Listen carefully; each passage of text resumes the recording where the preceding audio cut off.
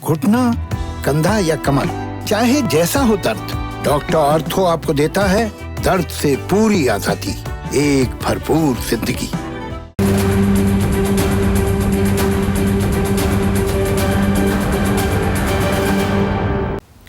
नमस्कार, मैं हूं संदीप चौधरी। आज सबसे बड़ा सवाल में मैं आपको थियरी ऑफ एवोल्यूशन समझाना चाहूंगा। Theory of evolution Charles Darwin ने दी थी 1859 में। स्कूल में आपने पढ़ी होगी वो कैसे हम इवॉल्व हुए हैं, कैसे हम मानव बने, बंदर, गोरिल्ला वगैरह वगैरह अलग अलग स्टेजेस से आज हम इंसान बने हैं। अब आप कहेंगे ये थियरी ऑफ एवोल्यूशन क्यों समझाने लगे, जबकि देश में 3,23,144 केसेस आए हैं। हां, कल से कम हैं, लेकिन आंकड़ा अब भी 3 लाख से पार है। मौतों का सिलसिला भी जारी है। 2,771 लोगों की जान चली गई पिछले 24 घंटे में। महाराष्ट्र में केसेस कम हुए हैं, 48,700 हैं, लेकिन उत्तर प्रदेश जहां पंचायत चुनाव चल रहे हैं 33,551 केसेस आए हैं। कर्नाटक में लगभग 30,000, दिल्ली में भी 20,000 से ऊपर अभी भी केस बने हुए हैं। और आप समझाने लगे थियरी ऑफ एवोल्यूशन। इसको सर्वाइवल ऑफ द फिटेस्ट भी कहते हैं। सर्वाइवल ऑफ द फिटेस्ट, ये नहीं कि शारीरिक तौर पर कौन कितना ताकतवर है, कितना उसमें स्टेमिना है। आजकल स्टेमिना की बात हो रही है ना, योगा करो, भागो दौड़ो, छाती के अंदर थोड़ा स्टेमिना होना चाहिए, क्योंकि ये कोरोना, ये संक्रमण, ये वायरस आपके सीने पर, आपकी छाती पर अटैक करता है, आपके ऑक्सीजन लेवल कम हो जाते हैं। जी नहीं, सर्वाइवल ऑफ द फिटेस्ट का मतलब ये नहीं है। एबिलिटी टू सर्वाइव, किसके अंदर क्षमता है जिंदा रहने की।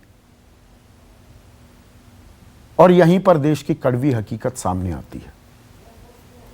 यह सर्वाइवल ऑफ द फिटेस्ट है ना, हमारा देश दीवाने आम दीवाने खास में बन गया है। जो रुतबे वाले हैं, रसूखदार हैं, व्यवस्था का अटूट हिस्सा है, वो अपना इंतजाम कर लेते हैं, उन्हें कुछ नहीं होता। आप देखेंगे ना, हमारे जितने मंत्री हैं, मुख्यमंत्री हैं, केंद्रीय मंत्री हैं, कोरोना उन्हें भी हो रहा है। क्लास डिवाइड नहीं करता है, ये वायरस सबको अटैक करता है, सबको अपनी जद में लेता है। लेकिन क्या आपने सुना है कि कोई भी मंत्री, केंद्रीय मंत्री हो, राज्य का मंत्री हो, मुख्यमंत्री हो, कि जी वो कोरोना पॉजिटिव हुए, उन्हें बेड नहीं मिला, या ऑक्सीजन की किल्लत का सामना करना पड़ा, या वेंटिलेटर नहीं मिला, या दवाई नहीं मिली, या रेमडेसिविर के इंजेक्शन के लिए वो ब्लैक में खरीदारी करते घूम रहे हैं? सुना आपने? ये तो आम आदमी का अख्तियार है, आम आदमी कर रही है। आम आदमी, हम कैटल क्लास हैं। कैटल क्लास समझते हैं ना आप, मवेशी, डांगर ढोर, देसी भाषा का इस्तेमाल करूं। जहां आप उन्हें ले जाना चाहोगे वहां वो चल पड़ते हैं बेचारे। तो व्यवस्था चलाने वालों के लिए कोई दिक्कत नहीं होती। और इसकी एक ताजा मिसाल देखने को मिली दिल्ली में, देश के दिल, राजधानी दिल्ली में। दिल्ली हाईकोर्ट के जजों, स्टाफ और उनके परिवारों के लिए दिल्ली सरकार ने गजब की दरियादिली दिखाई। दिल्ली सरकार ने, यह ऑर्डर है मेरे पास, इस ऑर्डर के तहत 100 बिस्तर, 100 कमरे, बिस्तर नहीं 100 कमरे, 5 सितारा होटल है, अशोका होटल, वहां पर एक कोविड हेल्थ फैसिलिटी बनाने के आदेश जारी कर दिए गए। और किसके लिए? Honourable justices and other judicial officers of the high court and their families. 100 कमरे। व्यवस्था चाहे तो कुछ भी कर सकती है, वो हमारे ऑनरेबल जस्टिसेस के लिए करती है। इसके अंदर यहां पर एक और चीज समझने लायक है। ये सबसे ऊपर जो लिखा हुआ है ना, most immediate out at once, बहुत ही मोस्ट इमीडिएट, मतलब एकदम जरूरी, तत्काल जारी किया जाए। अभी बनाइए, 100 कमरों का इंतजाम कीजिए। और इसमें क्या क्या करना है ये देखिए। यहां पर जो एसडीएम है गीता ग्रोवर चाणक्यपुरी की, वो कहती है in overall imminent public interest,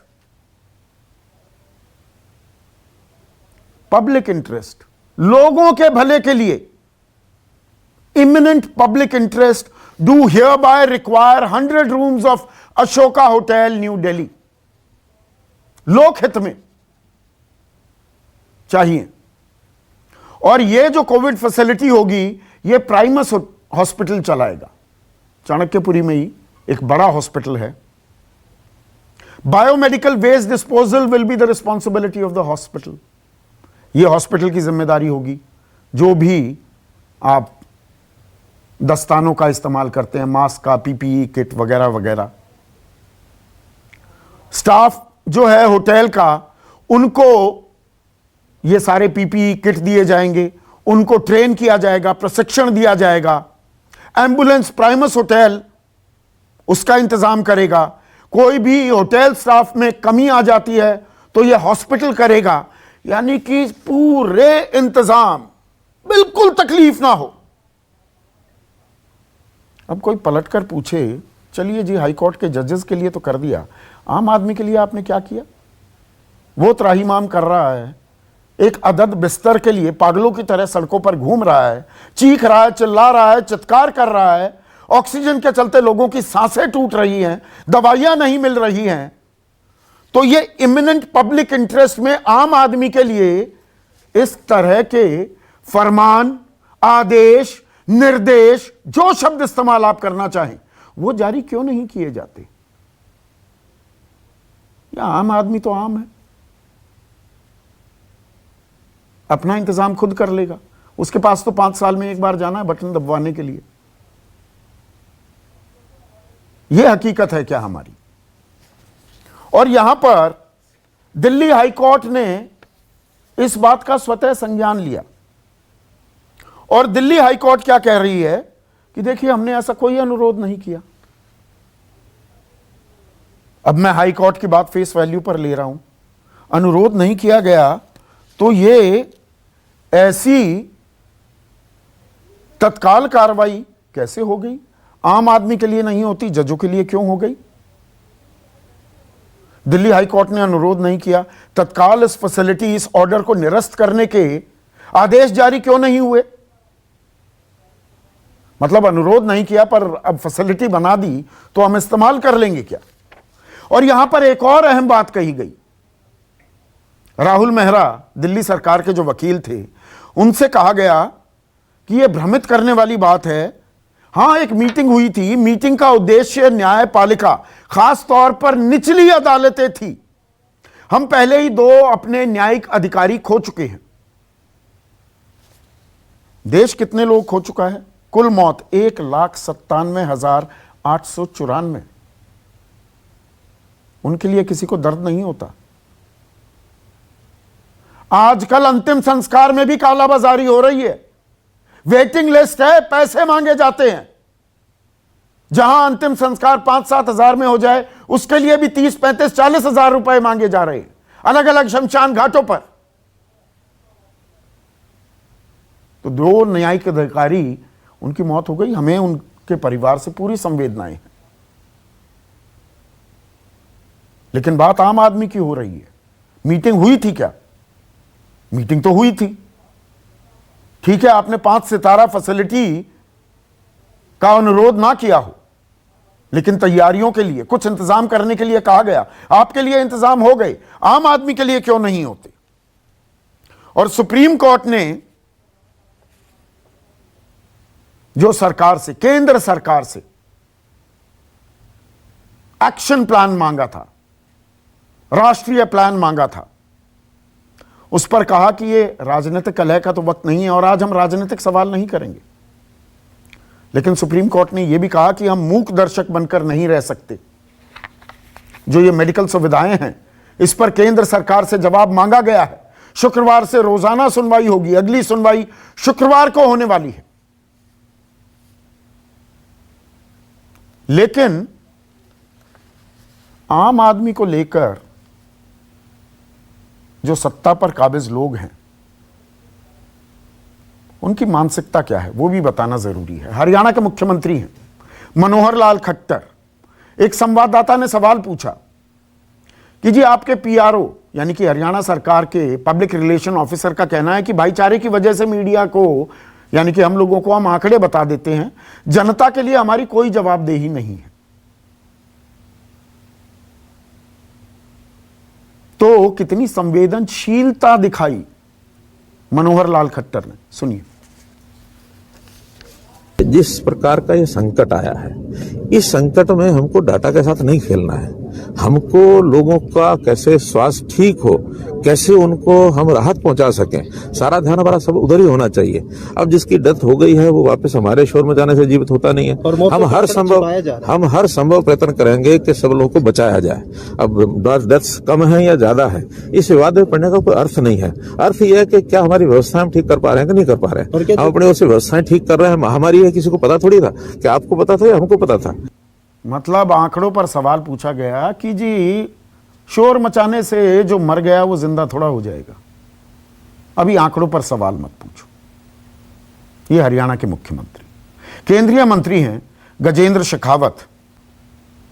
ये जोधपुर के मथुरा दास माथुर अस्पताल में कोरोना के इंतजामों का, वहां अस्पताल में किस तरह के अरेंजमेंट्स हैं उसका निरीक्षण करने गए। दो महिलाएं मिल गई।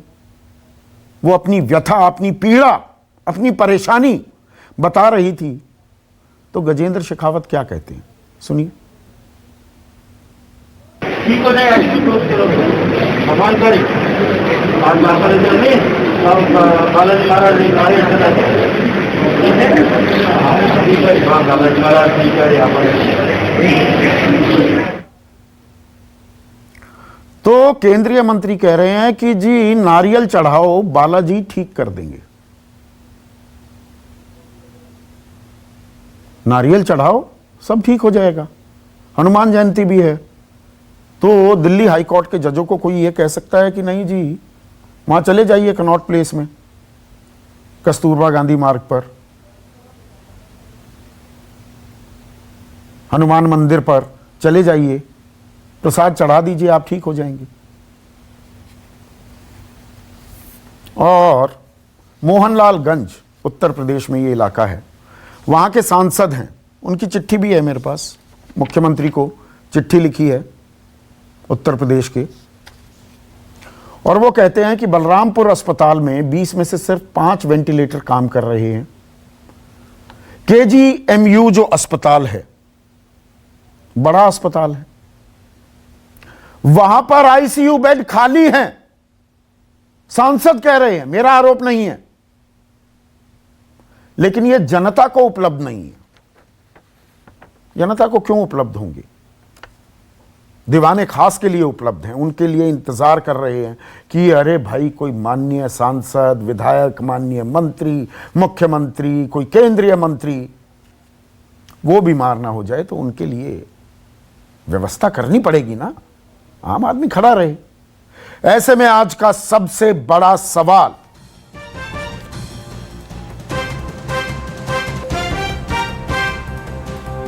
देश में दीवाने आम, दीवाने खास क्यों? और यह तब जबकि हमारा संविधान अनुच्छेद 14 आर्टिकल 14 कहता है राइट टू इक्वालिटी, हम सब बराबर हैं। और दूसरा सवाल, आम आदमी is equal to cattle class, हम मवेशी, हम डंगर हैं, जहां हांकना चाहो आप हमें हांक दो और हम हंकने के लिए तैयार हो जाएंगे। चर्चा में मेरे साथ बीजेपी के राष्ट्रीय प्रवक्ता राजीव जेटली, कांग्रेस के राष्ट्रीय प्रवक्ता अभिषेक दत्त, आम आदमी पार्टी के पास कोई प्रवक्ता नहीं मिला। आज दोपहर को ही हमने उन्हें बता दिया था कि हम ये कार्यक्रम करने वाले हैं। प्रवक्ताओं की कमी है, आम आदमी पार्टी में। जिस तरह से दिल्ली में बेड की, ऑक्सीजन की, वेंटिलेटर्स की कमी है, सरकार के पास प्रवक्ताओं की भी कमी है। इन सवाल के जवाब देने के लिए प्रवक्ताओं की कमी है। मेरे साथ फोर्टिस अस्पताल के डायरेक्टर हैं, फोर्टिस एस्कॉर्ट्स के डायरेक्टर डॉक्टर कौशल कांत मिश्रा, और जो यह आदेश पारित किया गया है उसके खिलाफ एक जनहित याचिका दिल्ली हाई कोर्ट में ही दाखिल कर दी है डॉक्टर मिश्रा ने। मेरे साथ राजनीतिक विश्लेषक सत्यहिंदी.com नाम का डिजिटल प्लेटफॉर्म चलाते हैं आशुतोष, आम आदमी पार्टी का किसी समय में एक अहम हिस्सा थे, एक बड़ा चेहरा थे, और दिल्ली हाई कोर्ट के जस्टिस रह चुके जस्टिस SN ढींगड़ा रिटायर्ड मेरे साथ हैं। जस्टिस ढींगड़ा, आपको कुछ बात समझ में आई? ये सर्वाइवल ऑफ द फिटेस्ट हो रहा है। ये कानून में कहा जाता है ना, everybody is equal in the eyes of law, सब बराबर हैं कानून की निगाह में। पर दरअसल इसके साथ एक और चीज जोड़ दी गई है, some are more equal than the others. कुछ औरों से कुछ ज्यादा बराबर होते हैं, they are more equal than the others. यही हो रहा है।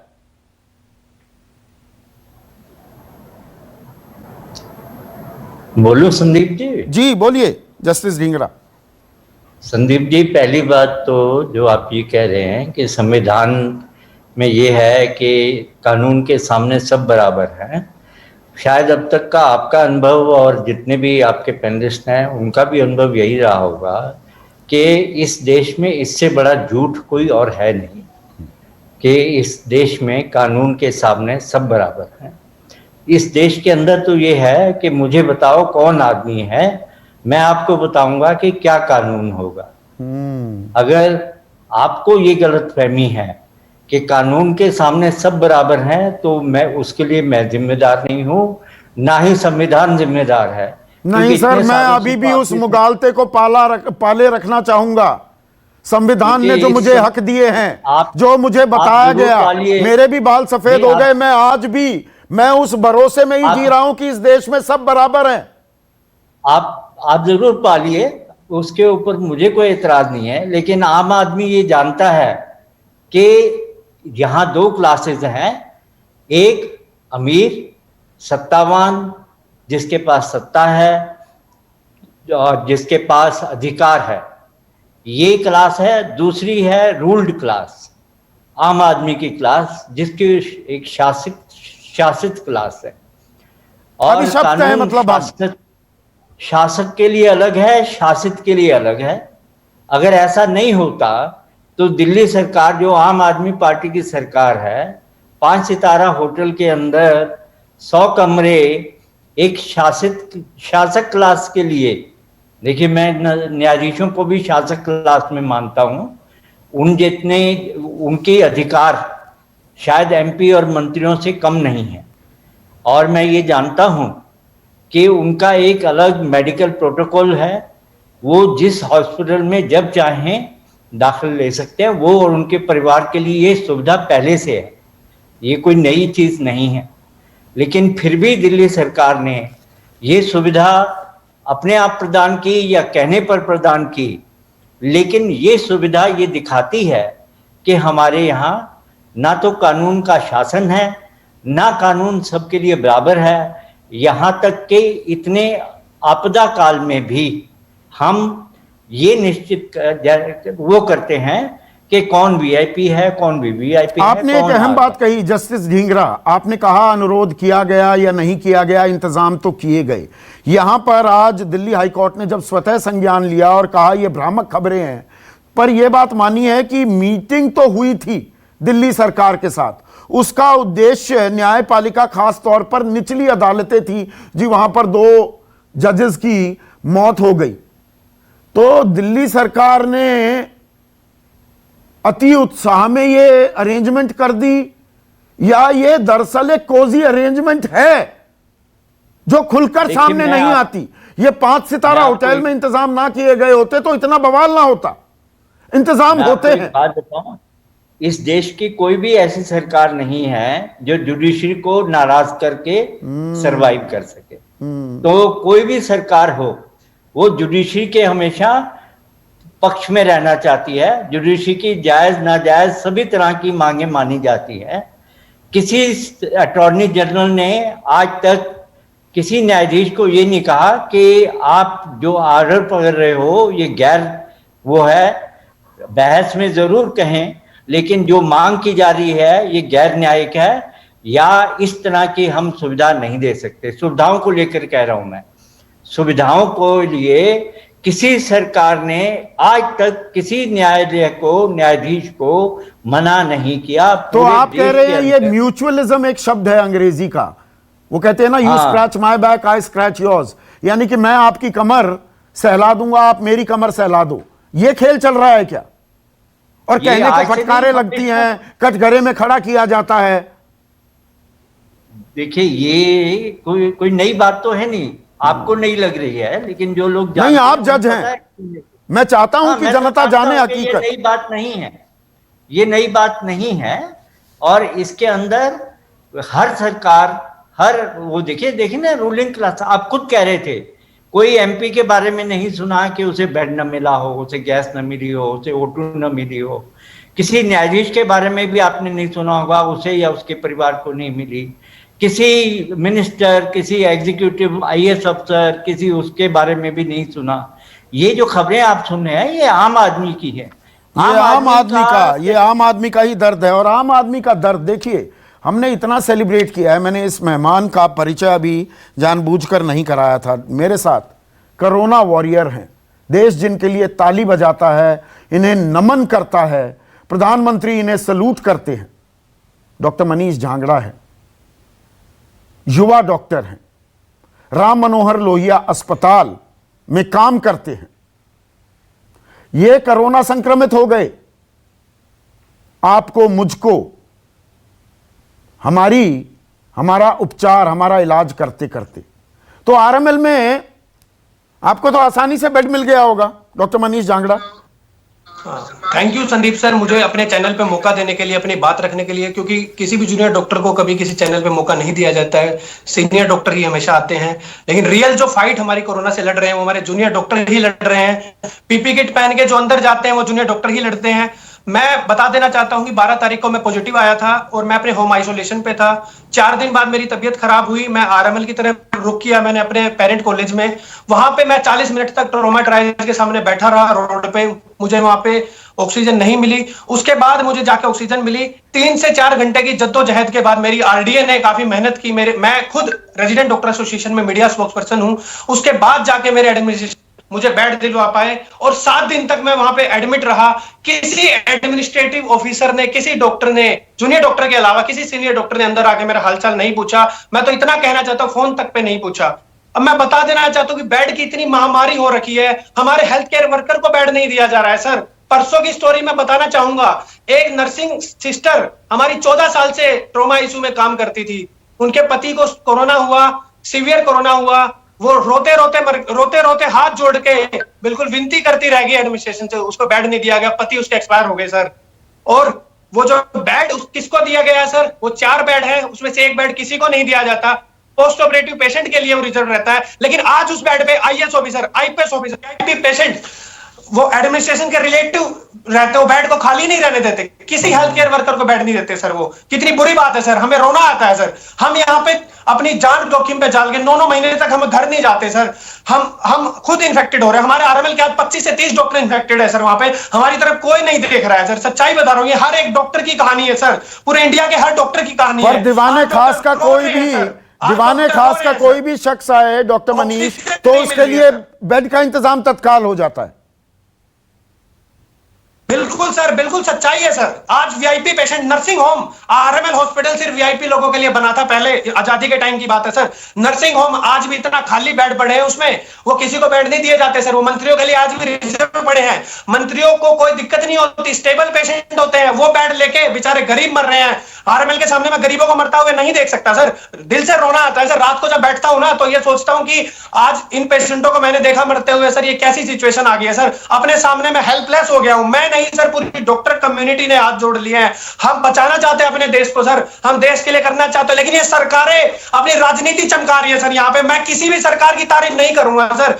1.2% जीडीपी आज भी, आप कांग्रेस सरकार की बात कीजिए, बीजेपी सरकार की बात कीजिए, किसने बढ़ा दी सर? आम आदमी पार्टी आज जजों को 5 स्टार रूम दे रही है सर। ये पैसा वहां पे क्यों खर्च कर रहे हो आप लोग? हमारे देश के लिए ऑक्सीजन मंगवाइए, प्लांट लगवाइए, हेल्थ केयर में आईसीयू बेड मंगवाइए सर। आप ये पैसा वेस्ट क्यों कर रहे हो हमारे लिए? मैं तो खुद ये कह रहा हूं, हमारे डॉक्टरों को जो होटलों में अपने कमरे दे रखे वो भी निकाल दिए सर, हमें नहीं जरूरत है। आप हमें खुश करने के लिए ये सब चीजें कर रहे हैं, हम अपनी पब्लिक के लिए जान देने को तैयार है सर। आज हमारी federation of all India medical association की हेल्पलाइन ऑनलाइन उनकी मदद कर रही है सर। ये आम आदमी पार्टी ने अभी आईएएस ऑफिसर को नोडल ऑफिसर बना दिया है सर। डॉक्टर के ऊपर ये लोग बीए पास आज अपना हक जता रहे हैं, ये डॉक्टरों को बताएंगे आप ये दवाई लिखो वो ना लिखाओ। डीएम वाराणसी के जो डीएम है वो क्या क्या कर रहे हैं सर, डॉक्टरों को हाथ भी उठा रहे हैं, डॉक्टरों के ऊपर ऐसा कर रहे हैं कि आप ये दवाई नहीं लिख सकते, वो दवाई नहीं लिख सकते। ये सारी गवर्नमेंट एक दूसरे को ब्लेम करने में लगी हुई है। डॉक्टरों की तरफ किसी ने आज तक ध्यान नहीं दिया। आज डॉक्टरों की जरूरत है सरकार को। आज ये लोग डॉक्टरों के सामने हाथ जोड़ते हैं। आपका दर्द, आपकी पीड़ा समझ सकता हूं डॉक्टर मनीष जांगड़ा। तो कोरोना वॉरियर्स के साथ क्या हो रहा है इसकी भी आपने तस्वीर देखी। अब अभिषेक दत्त भी जुड़ेंगे हमारे साथ, कांग्रेस के राष्ट्रीय प्रवक्ता। लेकिन डॉक्टर कौशल कांत मिश्रा, आप डॉक्टर हैं, आपका काम तो लोगों की जान बचाना है। अगर न्यायिक व्यवस्था में कोर्ट्स चल रही हैं, संक्रमण वो खचाखच भरी रहती हैं, वहां पर अगर इंतजाम किया जाए, आप जनहित याचिका दाखिल कर देते हैं उसी दिल्ली हाई कोर्ट में जिस दिल्ली हाई कोर्ट के लिए ये इंतजाम किए गए हैं। जी, इसमें मैं आपको बताना चाहूंगा कि इसमें सबसे बड़ा रोल रहा है मीडिया का।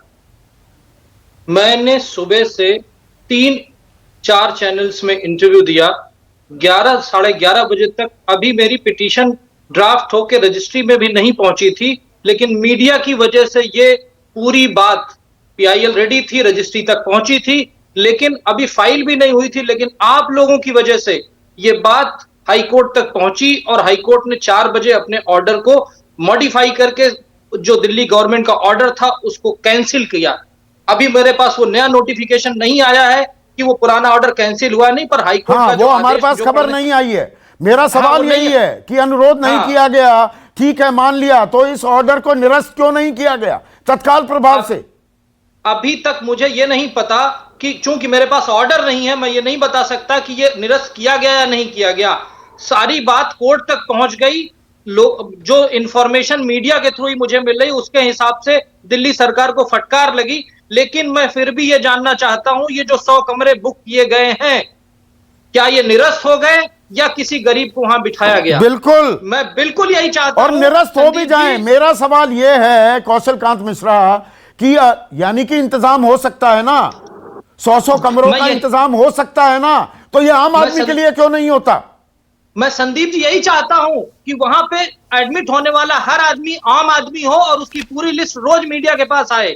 डिस्प्ले होना चाहिए दिल्ली सरकार के द्वारा कि वो 100 बेड किसको दिए गए। उसमें एक भी ब्यूरोक्रेट, एक भी जज नहीं होना चाहिए। सड़क पे मर रहा है आम आदमी। आप हमारे पास कॉल आती है। कल मेरे सामने मैं ऑनलाइन कंसल्टेशन कर रहा था, एक फैमिली ने उसका सीपीआर किया और पेशेंट ऑनलाइन डेड हो गया। उसको बेड नहीं दिला पाया मैं। ऑक्सीजन की कमी है, दवाओं की कमी है। आपने मेरे दोस्त जूनियर की बात सुनी जो आरएमएल में खुद अपनी बात बता रहा है। उन्होंने बिल्कुल सही कहा कि बनारस के डीएम ने जिस तरह से आदेश किया उसमें यह कहा कि अगर डॉक्टर रेमडेसिविर लिखेंगे तो हम उनका पर्चा कैंसिल कर देंगे, उनका रजिस्ट्रेशन कैंसिल कर देंगे, उनका हॉस्पिटल बंद कर देंगे। इस तरह के गैर जिम्मेदाराना बयान दे करके, और वो मीडिया में बाकायदा प्रेस कॉन्फ्रेंस करके किया गया। इससे हो क्या रहा है? इससे एक अफरा तफरी का माहौल आ रहा है। और मैं जस्टिस ढींगरा की बहुत इज्जत करता हूं जिन्होंने खुल करके सारी बात बताई कि यहाँ पे 2 क्लास चलती है, एक रूरल कास्ट चलती है, एक जिसके ऊपर आदेश किया जाता है। यहाँ पे मतलब नौकर और नौकरशाह 2 ही लोग हैं और हम सब आते हैं नौकरों में। मैं भी एक डॉक्टर हूं जिसको मैं कहता हूं स्किल्ड लेबर। मैं भी एक लेबर हूं। जो रूल करते हैं वो ब्यूरोक्रेट, नेता, जुडिशरी, यही लोग रूल करते हैं।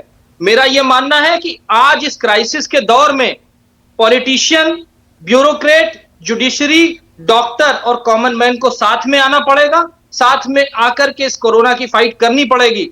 और संदीप जी, जो बार बार अभी आज दिन भर की खबर देखेंगे ना, सब ये कह रहे हैं आंकड़े कम हो रहे हैं, आंकड़े कम हो रहे हैं। आंकड़े कम बिल्कुल नहीं हो रहे हैं, टेस्ट करने कम हो गए। आप जानते हैं दिल्ली में आरटीपीसीआर की रिपोर्ट 24 घंटे से कम में आती थी, आज 3 दिन पे आ रही है। डी डाइमर, सीरम फेरेटिनिन, इंटरल्यूकिन 6 की रिपोर्ट 4-4, 5-5 दिन पे आ रही है। इसी वजह से ये नंबर कम हो रहे हैं। और मैं बहुत शान से ये कहना चाहता हूं कि केवल एक ही चीज है जिसकी मैं शुरू से बात कर रहा हूं, जनता कर्फ्यू। इसी की वजह से जो नंबर कम हुए हैं। जनता कर्फ्यू की वजह से ही नंबर कम हुए हैं। कोई भी सरकार अपने पॉलिटिकल रीजन से इसको एक्सेप्ट करे नहीं, या ना पर करे। पहले मैं इस दीवाने खास और दीवाने आम का जो खेल चल रहा है ना आशुतोष, मुगल भी चले गए, अंग्रेज चले गए, कहने को हम आजाद हो गए, पर दीवाने आम दीवाने खास तो चल रहा है ना।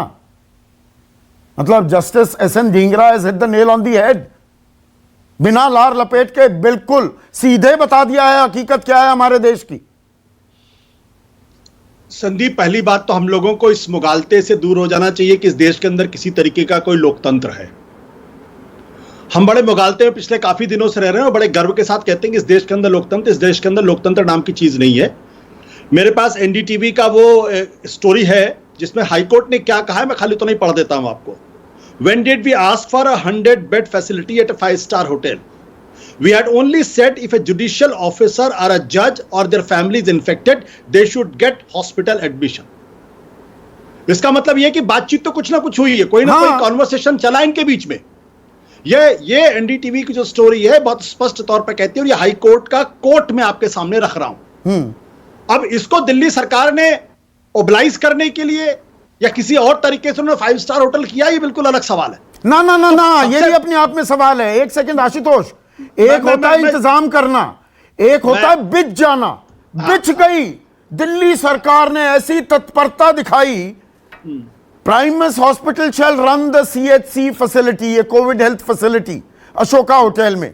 बायोमेडिकल वेस्ट डिस्पोजल ये हॉस्पिटल करेगा। स्टाफ जो है होटल का उसको प्रोटेक्टिव गियर दिया जाएगा, उसको प्रशिक्षण दिया जाएगा। एम्बुलेंस का इंतजाम करेगा हॉस्पिटल। कोई शॉर्टेज हो गई होटल स्टाफ की, वो हॉस्पिटल देगा। All services including rooms, housekeeping, disinfection and food for the patient shall be provided by the hotel. Sandeep, इस ऑर्डर में जज महोदय ने यह भी लिखा है, ऑब्जर्वेशन है, और that you did it to appease us. हाँ,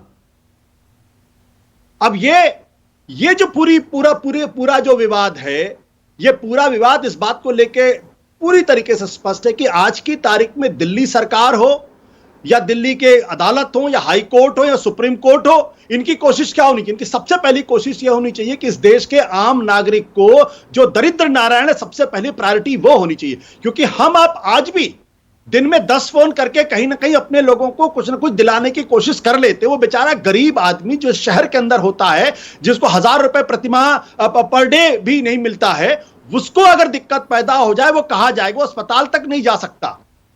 तो अगर यह स्थिति पैदा हो जाती है कि किसी के लिए आप 5-स्टार होटल बनाने के लिए तैयार हैं, किसी के लिए आप जो सब बिछने के लिए तैयार हैं, और दूसरे लोगों के लिए आपके पास जो एडमिशन के लिए रास्ते नहीं है। अभी जो आपके डॉक्टर साहब ने बोला बिल्कुल साफ बिल्कुल स्पष्ट है कि जो कोरोना वॉरियर सुबह से शाम तक लगातार अपनी जान का जोखिम लेकर काम करते हैं, अगर उनको समय पे इलाज नहीं मिलता है, अगर उनको समय पे बेड नहीं मिलता है, अगर उनको प्रायोरिटी पे नहीं रखा जाता, तो इस देश में किसको प्रायोरिटी पे रखा जाता है? नहीं, नेताओं को, नेताओं को जिन्होंने देश को दिया क्या है? आज ये आशुतोष, हद देखिए, आप आम आदमी पार्टी के एक अहम हिस्सा रहे हैं, बड़े चेहरा रहे हैं।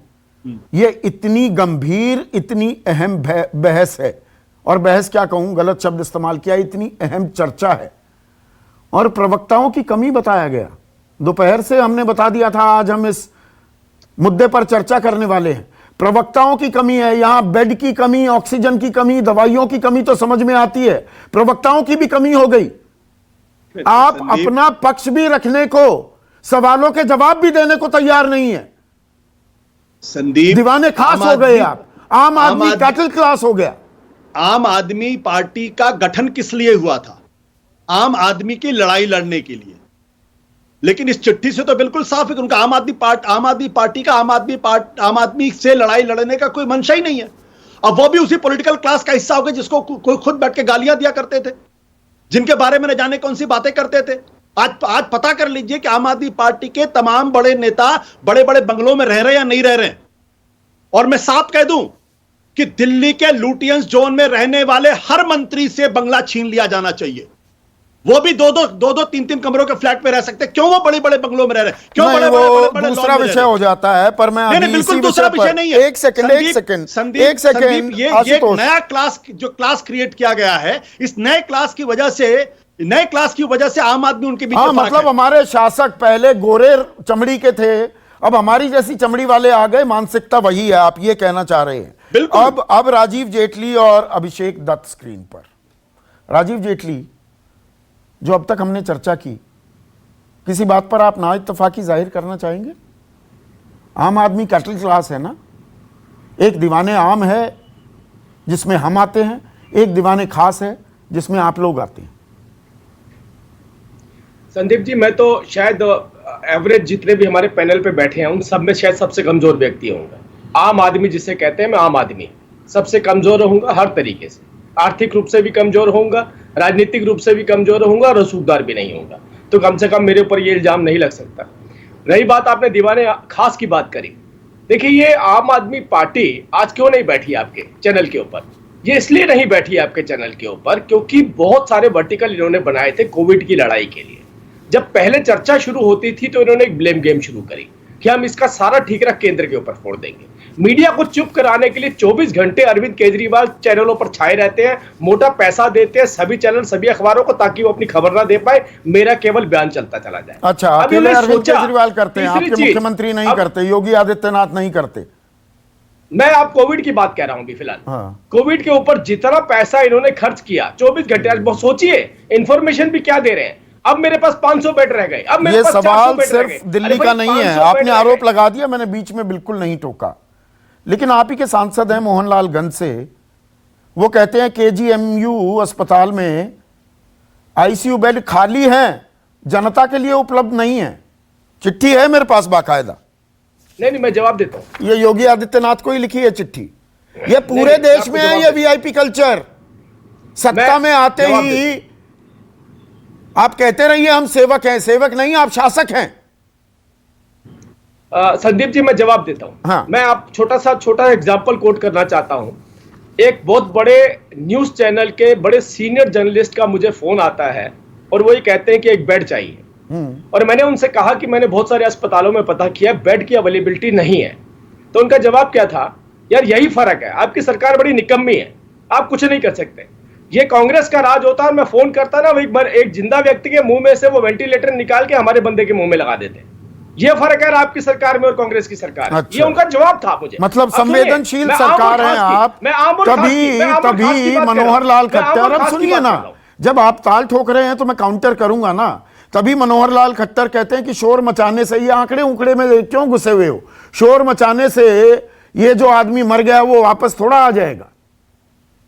मैं मनोहर लाल जी की बात आपको बताना चाहता हूं संदीप जी, मैं मनोहर लाल जी का नेशनल मीडिया भी देखता हूं। हाँ। अपार्ट फ्रॉम मेरे पास जो दायित्व है, मैं आपको बताता हूं, मैंने मनोहर लाल जी को कम से कम 6 बार फोन किया और 6 बार मैंने उनसे बोला कि सर छोटा सा एक बाइट देनी है, थोड़ी सी एक स्टेटमेंट देनी है, न्यूज चैनल पे आप देंगे।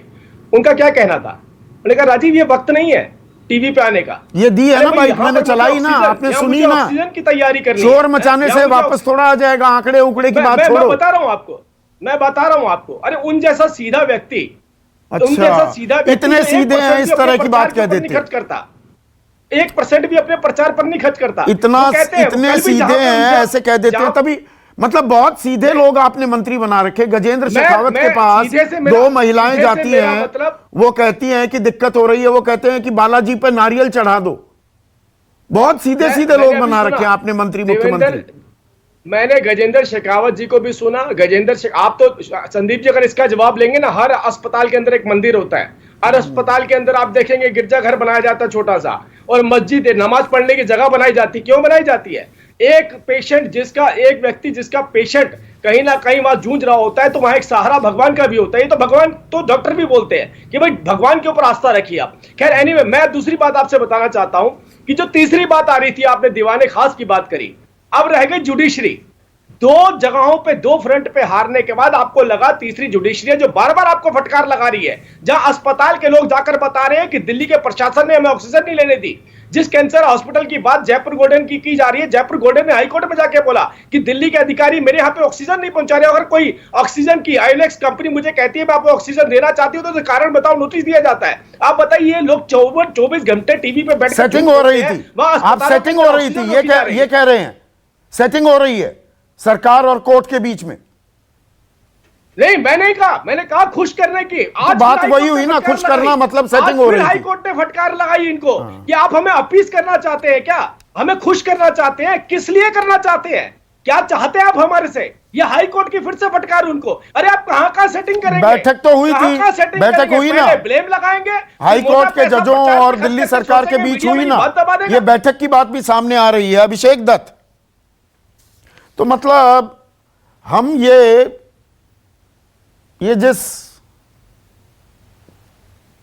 भ्रम में जी रहे हैं ना कि सब बराबर हैं, संविधान है, संविधान सर्वोपरि है, कानून है, एक हमारी व्यवस्था है, ये भ्रम है, ये मायाजाल है, ये आम आदमी ये मान ले।